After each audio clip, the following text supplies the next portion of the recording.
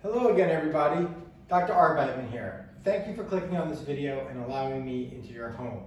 The purpose of this video is to give you strengthening exercises for the upper body. We're going to focus on the upper body. Now, with that said, I'm going to go through a whole series of exercises. The general rule of thumb is if it hurts, don't do it. If it hurts, don't do it. You also will see me do exercises with weights, without weights, with a band.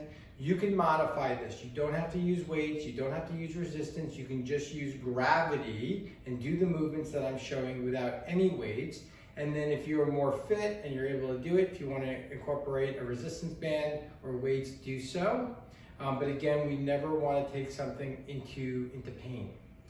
Also, general rule of thumb is whatever exercise we're going to do it three times for 10 reps. So that means I'm going to do it 10 times, take a break, maybe go do another exercise, come back, do it again, take a break, maybe go do another exercise, and then come back and do it again. So we want to do 3 sets of 10 repetitions. One of the most common questions I get in the practice is, how can I strengthen my neck? And we're not going to strap weights to our head, but what we can do is neck retraction exercises. I call it the double chin exercise. And if you imagine that there's 3 points on my face, my chin, my nose, and my forehead, and I pull straight back like that, give myself a double chin, I feel the muscles on the front of my body start to contract, and the muscles on the back of my neck get really loose and spongy. So we just do these neck retractions, and that will relieve a lot of tension in the upper neck and will build up the strength, especially if you're one of these people. So that's a great exercise. That will also stretch out the suboccipital muscles. So that's it for neck. I mean, that's as much strengthening as I'm going to teach for neck. So now moving down the body, if we're going to do some shoulder and arm exercises, I'm just going to demonstrate this with weights, but recognize, and I'll show you how we do it with the band too. I'm going to recommend in general that we keep all of our weight exercises below the horizon. What do I mean by that? We're not going to lift the weights past here. We're not going to do presses, because if you have degeneration or arthritis in your lower neck and you have less space for a nerve, you can do the exercise properly 9 times, and then the 10th time you turn into the wrong angle, you pinch the nerve. So we're just going to not put that stress above the head. Now, my general rule of thumb when we're doing resistance training is we're only going to move the joint that's supposed to be moving. So if I'm doing a bicep curl, this is the only thing that moves. There's no accessory movement in my body. So everything is locked. I do that neck retraction. I pull my belly button into my spine. Maybe I put a little bend in my knees, and I'm going to just do the biceps. So I'm going to show you a few different bicep curls. That's for this muscle. So we can go right from this position here to this position where I'm corkscrewing the weight. We can do a hammer curl right across the front of our body. And we can also just do a straight curl 2 at a time. You can do alternating like that. That works as well. So there's some different modifications there. With shoulders, we can do T, we can do W, we can do Y. You can do all 3 of those and do a set of 12, 4 of each. We can get onto our side. If you have rotator cuff issues, meaning it hurts to lay on your side, lay on your shoulder or lift over your head, great way to strengthen the rotator cuff is to take the weight or no weight. And these shoulder exercises are lightweight. I mean, this is 8 pounds, but you don't even need to use that. It could be 3 pounds, 1 pound even. And you're gonna just tuck your elbow into your side and pull away from your belly button. Support your neck, just like that. You can also do the side like this. I love this, and I love this exercise. Okay, so just be careful. If you get out here on these long levers and you feel pain here, just don't do that one. Stay with the short lever stuff. So that's how I would recommend you do the side and the front of the shoulders. To get the back of the shoulders, so we can do just a little hinge. And what I mean by a hinge is we push our booty back, but I don't bend my back. I can't even do it because I've so trained myself when I'm bending over a table not to bend my back. But you can see, you can put something on my back, it's flat, it's not curling. And then from this position, I'm just gonna pull out, and that's gonna get my rear deltoids. Another way to get the back of the shoulders is to do this exercise. Just like this, okay? There you go. So that's arms. To do chest, you can do push-ups, and I can talk about push-ups in a minute, but I'll show you, let me just show you real quickly. I have to show you triceps and show you how to use these bands. So this is a band. You can get these pretty inexpensive on Amazon. You can do curls this way. You can play with that corkscrewing motion that I was talking about. You can do the shoulders out on the side and out in front. So these work just as well as, if not better, than the weights themselves. Triceps.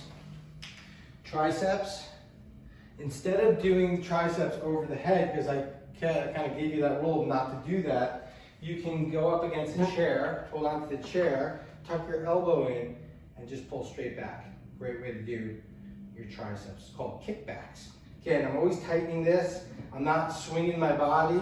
The only thing that's moving is my elbow, because that's the only joint that I'm exercising right now. Moving on. So if we're going to do some chest exercises, you can take your weights on your back, and there's many ways to do presses. On the floor is fine, and you can come up like this. This is just a very standard and basic chest press. You can play with the corkscrewing motion where you keep your hands here and you come up, and see how I'm kind of rotating the dumbbells. You can do flies like this. Great exercise. If you have a band, you can lay on the band just like this and press up with the resistance of the band. Now we're going to talk about strengthening the back. So I'll keep this all in the upper body. So one of the best exercises to do for the lower back, when we're talking about strength here, is to be in the quadruped position. This is called a bird dog. And if you had seen my spinal hygiene video, we talked about cat-cow, where this would be flexion, this would be extension. You want to get into straight neutral. So I'm pulling my belly button into the spine. If pretend somebody was going to run at you and knock you over, what would you do to brace yourself so that they couldn't knock you over? Now from this position, you can lift an arm, really basic. Lift a leg. Now when you lift that leg up, be careful not to rotate your hip out. You want to stay really neutral, as if you had a glass of water on your back. More advanced, you're going to do an arm and leg at the same time. You're going to hold. Want to get some abs, you can pull in and you can pull back out. Or you can just do this and then switch legs, reciprocate. 3 sets of 10. Okay? You can do a lot of work for the back from a plank position. So plank position is this. From here, again, you don't want booty in the air. You don't want to collapse your lower back. You want to be straight. And maybe this is the exercise right now. Maybe it's this for you. Maybe it's this for you. Okay, so you have to, know where you are in your fitness levels. I'm giving you different ways to do the same thing and progressions. So from this position, it may just be working to get to a 30-second plank. You can do some shoulder taps. You can come from this position, if you're more advanced, and roll out.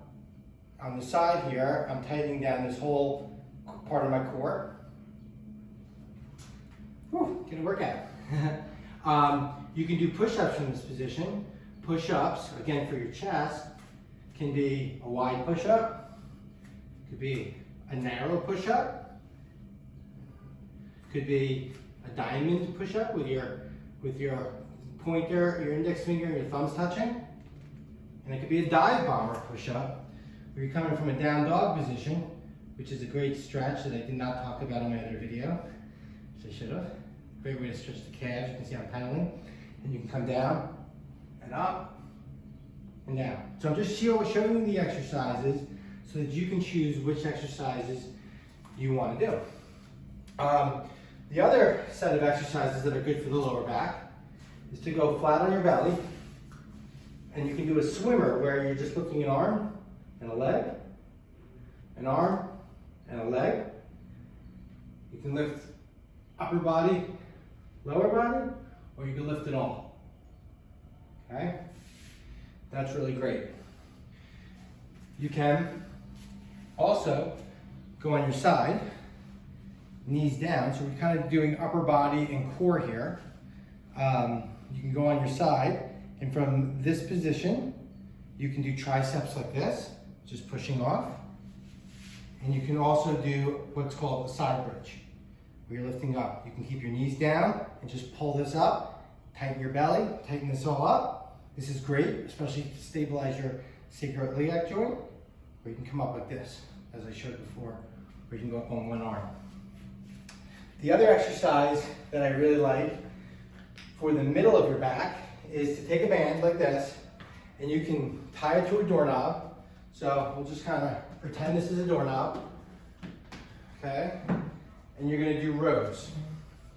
So it would be something like this. Okay, you can do wide grip rows. I love this exercise. A lot of our patients have these muscles that are very weak and inhibited in here, and these are the muscles that hold you up and keep you upright and back.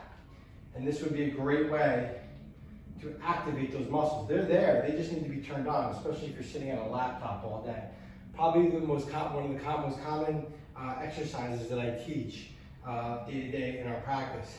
Close grip is like this. So you're basically keeping your wrists facing each other, and you're pulling back. Wide grip again is like this. And it's not this, it's not this. It's 2 seconds back, 2 second hold, 2 second back. I have a totally new respect for all those trainers that are teaching these classes, because I gotta tell you, I've never done this before. At least taught. It's definitely a challenge.